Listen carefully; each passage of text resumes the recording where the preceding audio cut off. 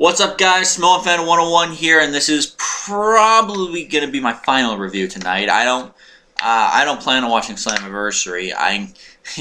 Maybe 3 reviews a day is my limit. I don't know. Maybe it's not. Maybe I'm just being a lazy ass. But anyway, it's probably going to be my final review for the day. I am reviewing WCPW KirbyMania. Not exactly the best show, admittedly. In fact, there were some matches in the show that completely sucked donkeys. We will get to that. And let's go. This by the way, this show, and this will be referenced later on in the Cody Rhodes Zack Sabre Jr. match. But this show took place the day after Wrestle Kingdom. But considering the time difference between in the UK and Japan, I'll explain in a second. So KirbyMania, I have the card right here.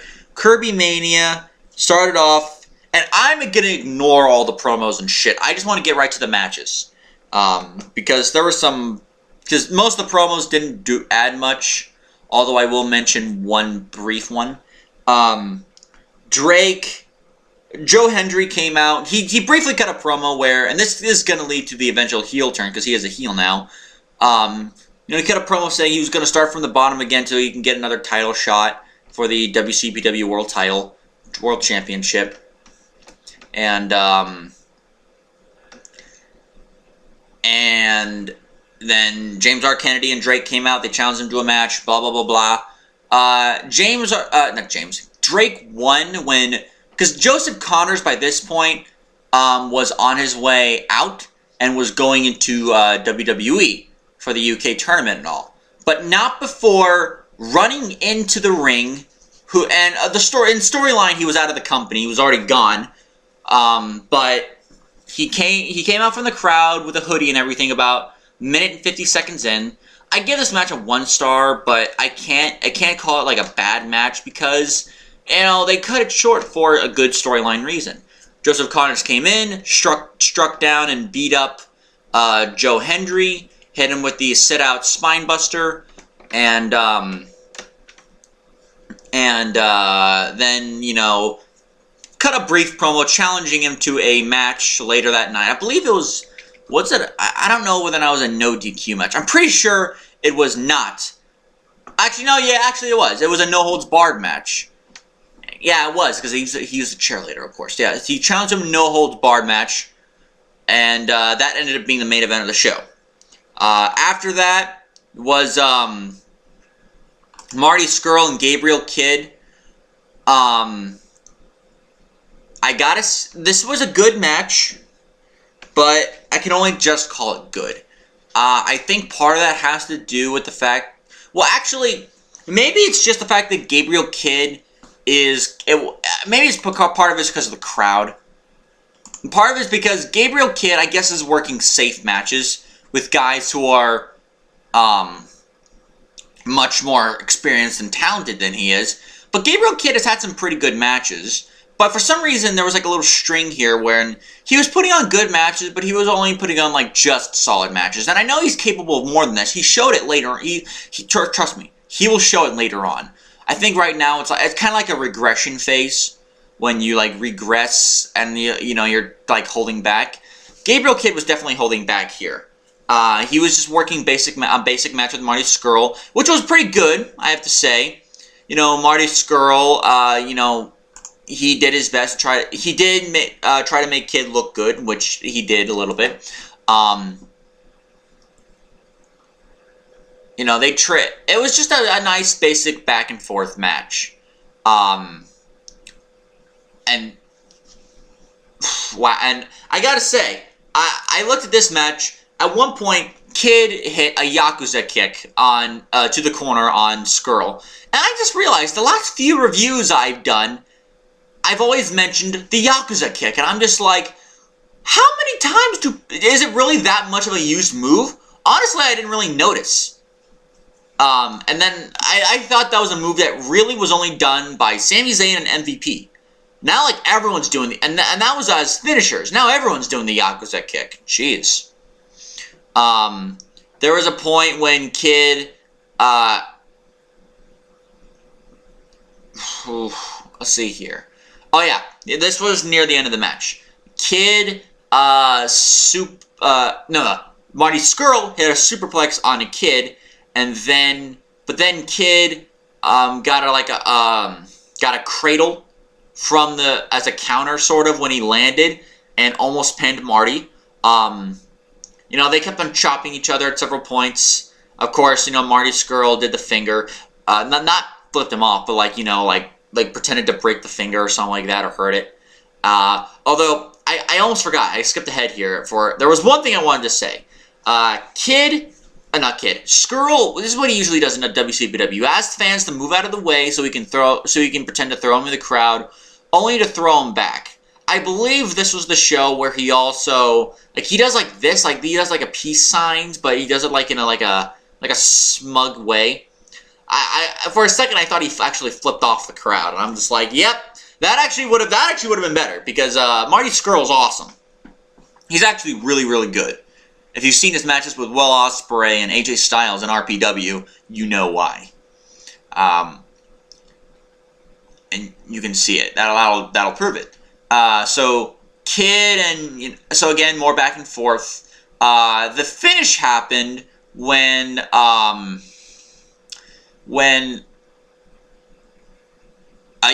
Scurll tried to get a power bomb and a super kick, didn't work.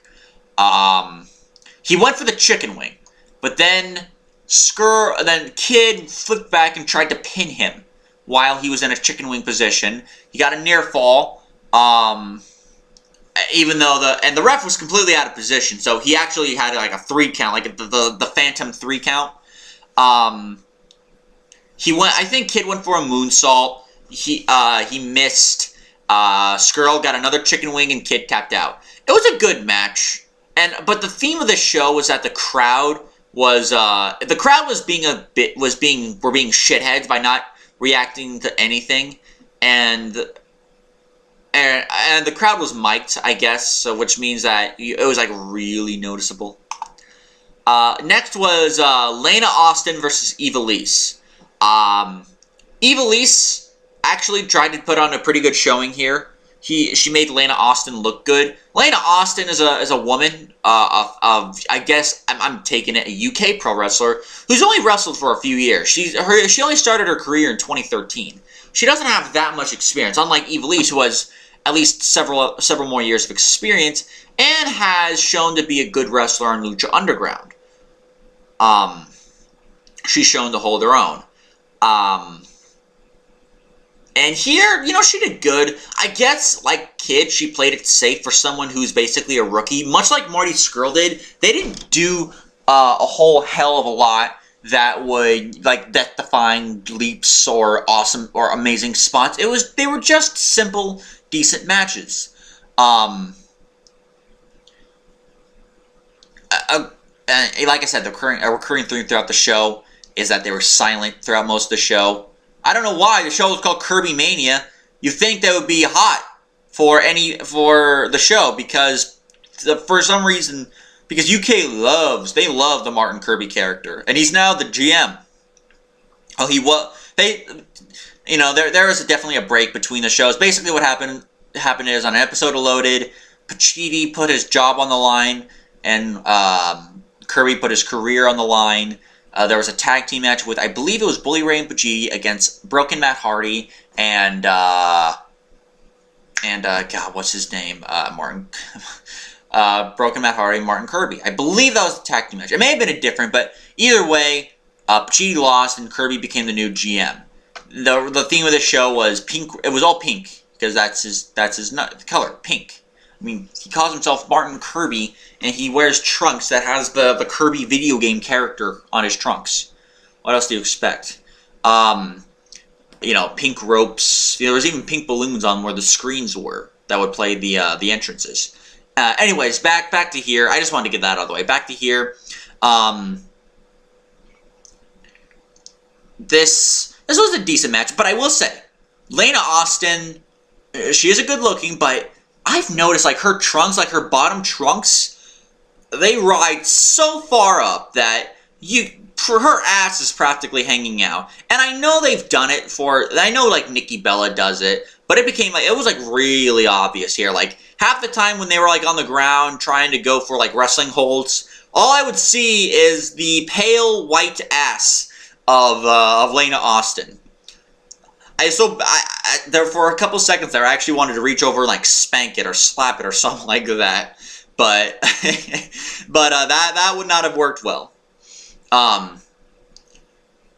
There wasn't, you know, Russian leg sweeps, and there was a Russian leg sweep at one point. Again, not a lot, although there was this one spot where, Ivelisse did a series of rolling suplexes, one suplex, two suplex, and then got a fisherman's suplex. I guess that reminded me of Eddie Guerrero with the Three Amigos, just a tweaked third amigo, I guess. Ivelisse did get a good-looking cloverleaf, but Lana. I'm gonna say Lana. I'm pretty sure it was not Lana. Lana grabbed the rope. The one part of this match that was pretty much pointless, other than to send a message, was when B. Priestley came out. And again, on an episode of Loaded between KirbyMania and the previous show, which was Delete WCPW,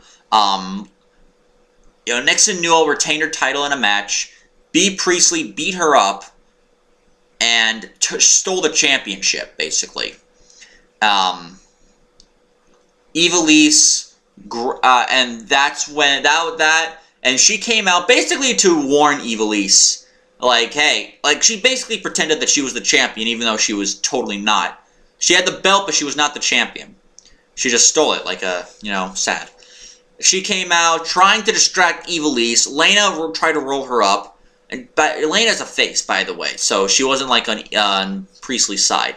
Lana tried to roll her up. It didn't work. And then after a spinning kick to similar to how Will Ospreay does his like spinning midair kick, just not as many spins. It was only one spin. Ivelisse kicked Lana right in the head for the 1-2-3.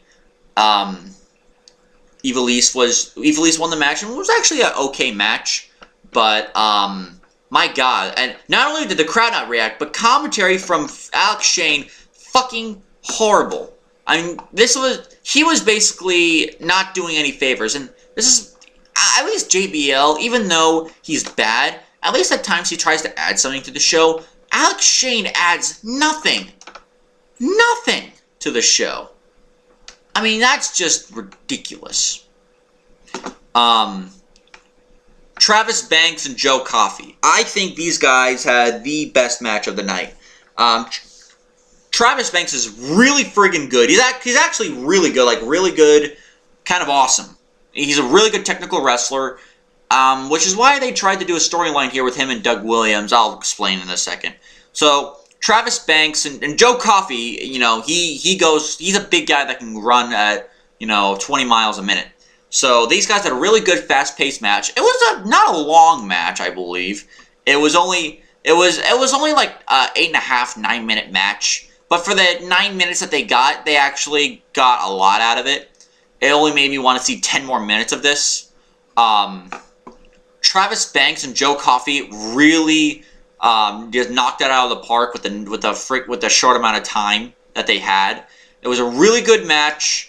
Lots of uppercuts, lots of stiff clotheslines. And I can't really name too many spots because there were some good ones here. But the one thing that definitely struck out to me was the fact, and you know, also there were some giant swings as well. Not like the Cesaro swing, thankfully. But the story of this match wasn't just the match itself. It was just kind of there to, you know, make the crowd a little bit happy, even though the fans here were jerks. The story here was that Doug Williams had come out to the ringside. If you know anything about how Doug Williams wrestles, you can see a lot of similarities between Doug Williams and Travis Banks. And I guess the story here is that Doug Williams is trying to take Travis Banks under his league, as his like protege, as like to be the next Doug Williams. And and when Travis Banks lost the match with Joe Coffey, which he did, he got hit with black coffee, and which actually got probably had the most reaction all night. The crowd actually cared for this match because it was a good match. Maybe they just didn't like all the whole comedy shit. Maybe this was like the one crowd that wanted something serious. The one UK crowd that didn't want Martin Kirby. Maybe that was it. And they just wanted good wrestling, which they didn't get which they really didn't get after this. Not too much, at least. Not the way these guys were going. And Travis Banks lost. Williams was visibly upset and angrily went to the back. And that was it.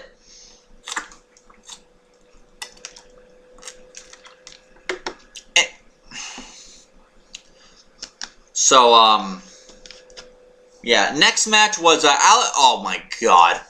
Alex Gracie, the prospect, Alex Gracie and Lucas Archer, still heels, against Martin Kirby and Ligero. This match sucked.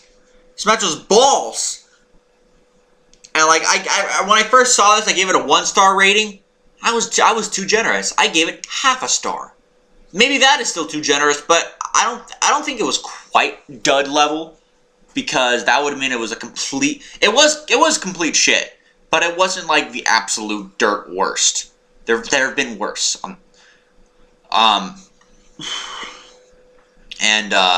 This match was horrible. This was basically played for comedy that was not good. Listen, I like Martin Kirby comedy, but not in the middle of a match, especially with Ligero and Prospect.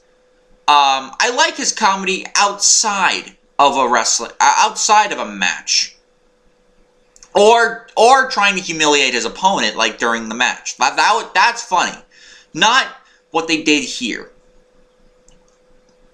Although, I mean, what they did before, there was a segment with Kirby and Adam Parmesan, as he calls it. When Adam, and remember, he's the boss now, so he can make, and Adam is his assistant. So Pacitti is his assistant, so he can make him do whatever the hell he wants. He came out dressed as, and he calls him Adam Parmesan, he came out dressed as a lump of Parmesan cheese, and he was handing out glow sticks. That was funny, okay? I laughed at that. That was actually pretty funny.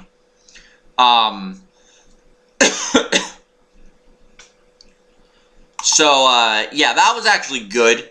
But then when they tried comedy during the match, it was not funny. With Jack the Jobber tried to... apparently there was, like, several work-related things that he had, like... He brought down a clipboard with a piece of paper that Kirby had to sign while he had a figure 4 leg lock on. There was a point where he was going to go for a high-flying move, but then... No, I think he was actually going to go for the Zoidberg elbow. But then Jack got a call that wanted to talk to Kirby, and then Kirby had to leave the ring. And then later on, somebody interfered. I honestly forget who. Oh, by the way, the caller was supposedly Jennifer Aniston. And, which is just weird. Why would Jennifer Aniston... I don't think Jennifer Aniston even knows who Martin Kirby is. Although there was one spot in this match that almost redeemed it just a little bit, where Lucas Archer did a parody of The Worm by Scotty 2 Hotty. I will admit I kind of popped for that, because I actually like Scotty 2 Hotty, and I love The Worm. I don't care what anybody says. There was an accidental slingshot from Alex Gracie's head. No, it was Lucas Archer's head set into Gracie's nuts. So, Apparently, Jack the Jobber came down again. He gave him some mail. It was a signed Sable poster. Like, I mean, like Sable, like from 1999 or 1998 when she had the WWF Women's Belt. James R. Kennedy came in, ripped up the... Oh, by the way, before that, Martin Kirby at one point kissed... Because remember, he named his powerbomb after her. He kissed the Sable poster. Nobody show Brock Lesnar this, or else he will beat Kirby's ass. Then James R. Kennedy came in and ripped the poster. Seriously, nobody show Lesnar this. He will beat all our asses.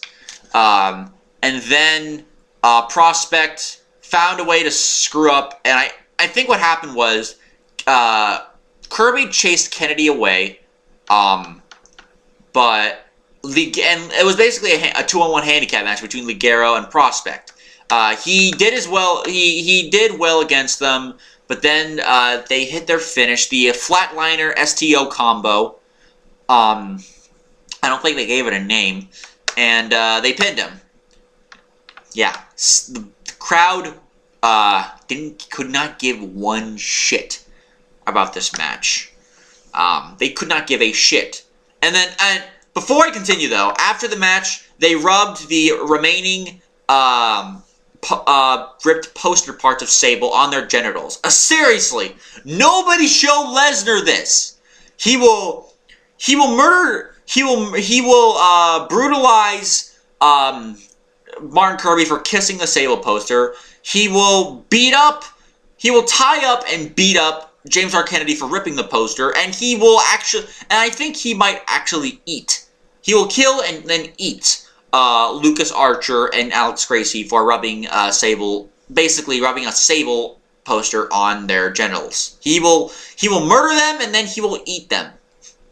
Because he is a beast. Please don't show Brock Lesnar this.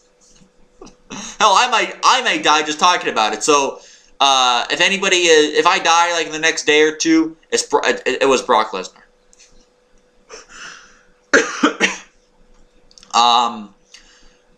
After that, we had Cody Rhodes defending the WCPW Internet Championship against Zack Sabre Jr. This match, despite going like 15 minutes, it went a little bit too slow for my taste, and I get it. That's what Zack Sabre Jr. does. He has more methodical matches, but here there was a lot of like hammer locks and then, you know, pin attempts and all that good jazz.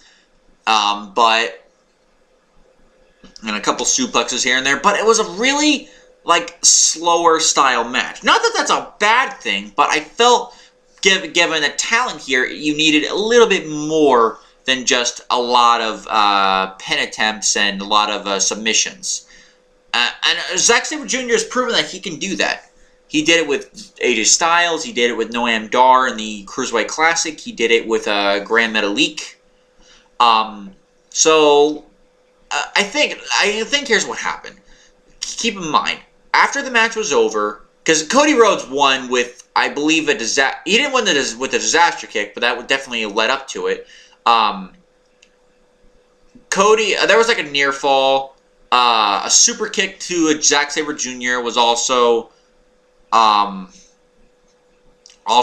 signaled the end. After like a counter here and there, he got a rolling pin on Cody, and then Cody was able to counter briefly into a Dragon Sleeper, and then was able to get up and hit the Crossroads. Here's what happened.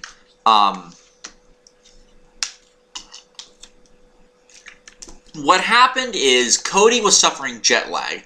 He had just competed at Wrestle Kingdom the day before, and if I recall correctly, he competed at the New Year's Dash show, which was that exact same day. No, he didn't. Okay, no, good. He didn't compete. But considering the time zone difference, he basically suffered jet lag. And even though he was awake for this match, he wasn't like sleepy and dreary-eyed, and it wasn't a bad match at all, despite what some people might think.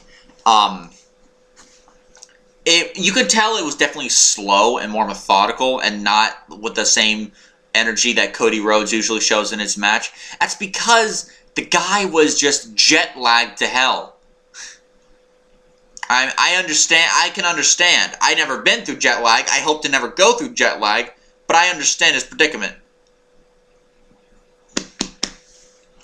And he didn't really, because keep in mind, he didn't have that decent of a sleep. He slept on a plane. So, come on. I gotta give him a break for this one. Next match, I give no breaks for. I did in the beginning, and when I first watched it, I rewatched it again, and I said to myself, why did I even give it as decent of a rating as I did? This match sucks. Bully Ray and the Swords of Essex, Paul Robinson and Scott Wainwright versus Drew Galloway, Johnny Moss, and Liam Slater. This match fucking blowed. There was way too much stalling, way too much heat working, and when we finally got to the last couple minutes of the match, nobody cared. Nobody gave a single fuck about this match. Why? Because there was way too much heat, way too much stalling. Hell, the first couple of minutes of the match included Bully Ray stalling, then walking up the ramp, popping several of the Martin Kirby balloons, and mouthing off to the crowd before going back to the apron. Yeah. Bullshit. God, was that bad. They kept on working heat on Liam Slater. Of course, Paul Robinson was the small guy who couldn't do any damage except to a down Liam Slater. He couldn't do a damn thing to Drew Galloway or Johnny Moss, which is why they worked heat on Slater. I will say, though, when you compare... and there was at one point when Drew Galloway was face-to-face with... or as close to face-to-face as you can be with Paul Robinson. And then Johnny Moss threw him like he was a sack of potatoes with a belly-to-belly suplex. It did like make me think, like, I wonder which one's scarier, being up against a very, very tall Drew McIntyre, or a shorter but a lot more muscular and physically bigger Johnny Moss. Which one was scarier? I do not want to know. I guess Johnny Moss, because of those muscles, can be intimidating, but Drew Galloway has that constant look of "don't fuck with me." So it really makes you kind of think. So yeah, that was it. So much heat working but when we finally got to the end, and we finally got to, there was one point out though. I gotta say, there was one point when Drew Galloway was finally beating up Bully Ray, because Bully Ray had a title match with him at WCPW Lights Out, which I will review next, probably tomorrow, after my TNA review. And he finally got to Bully Ray. He could not run away anymore. Referee tried to get Galloway off of Bully Ray, and as he was completely kicking Bully Ray's ass in the corner, when he got pulled away, he flipped off the referee and said, "Screw you! I'm gonna keep beating this guy's ass. This guy's been avoiding me for too long." What if I told you these guys ended up actually losing the match? Yeah, these guys actually lost. How? Why? At that point, I didn't give a shit. But I'll tell you why. The reason why is because either Johnny Moss or Liam Slater is a fucking idiot. So what happened was, I think, if I recall correct, I don't know what happened to Drew Galloway. But I think he was taken out at this point. Johnny Moss and Liam Slater hit their finisher, which had Johnny Moss with one of the opponents on his shoulders, and then Liam Slater would climb up on top of the opponent on Johnny Moss. That was Johnny Moss was holding in the fireman's carry, and hit a headbutt. You'd think he would go for a pin afterward. Wrong. He did not go for a pin afterward. Or actually, no. Johnny Moss was the legal man, so Moss should have gone for the pin. And and keep in mind, the referee was not down. And then what happened is Liam Slater went over the top rope, tried to hit a dive on someone, completely missed, which made him look stupid. And then Johnny Moss was just standing there, and that was what Bully Ray came in to do. He came in to hit Johnny Moss with the steel chain, and I believe I think it was it was Scott Wainwright or Paul Robinson was one of those two. I think it was actually Robinson. Yeah, it was Robinson who got the pin on Johnny Moss. This match was balls. This match sucked.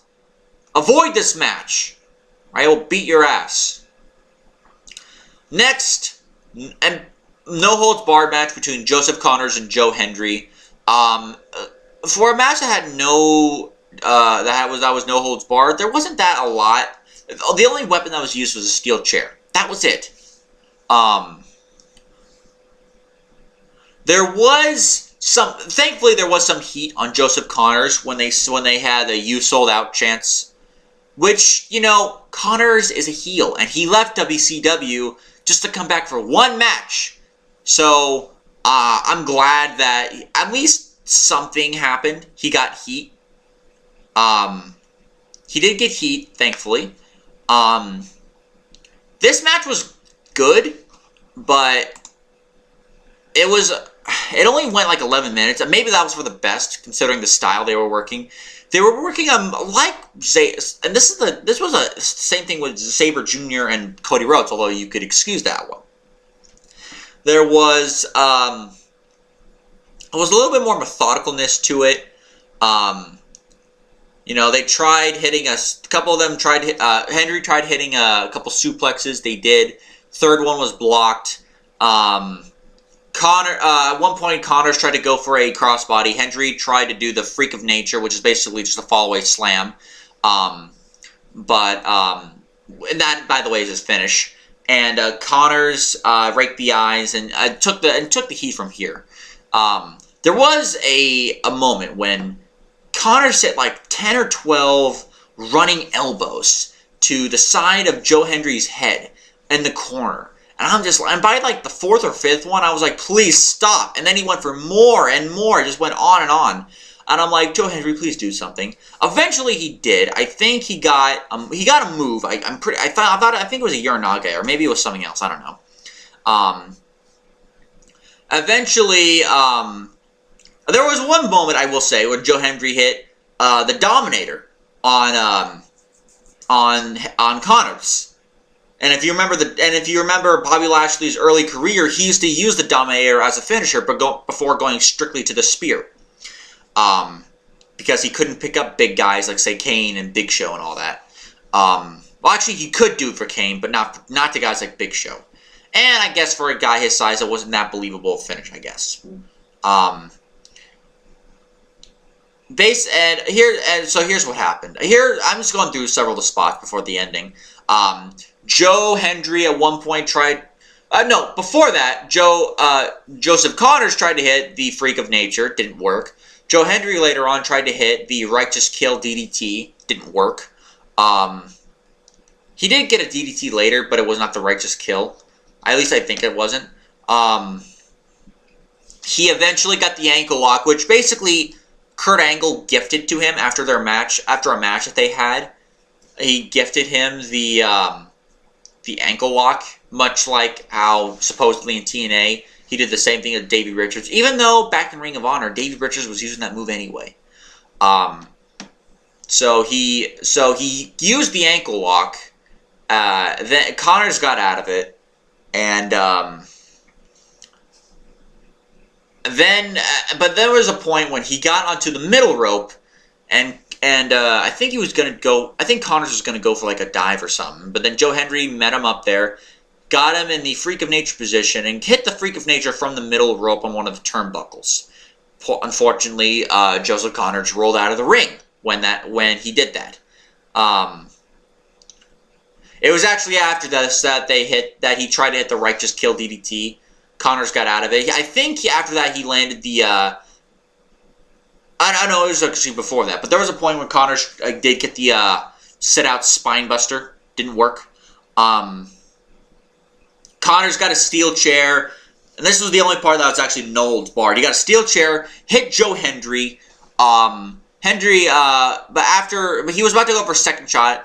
Hendry did a drop toe hold to Connors, and then got the ankle lock again, which made Joe Hendry tap out. I will say, it was a little bit underwhelming, but it was still a good match. It told a good story of Hendry finally wanting to get revenge on the guy who used to be his friend, used to be his partner, actually turned around Joe Hendry from being a heel to a face, only for Connors later on to go from face to heel. So I actually liked how the story, even though the matches weren't always amazing, I like how the story ended up.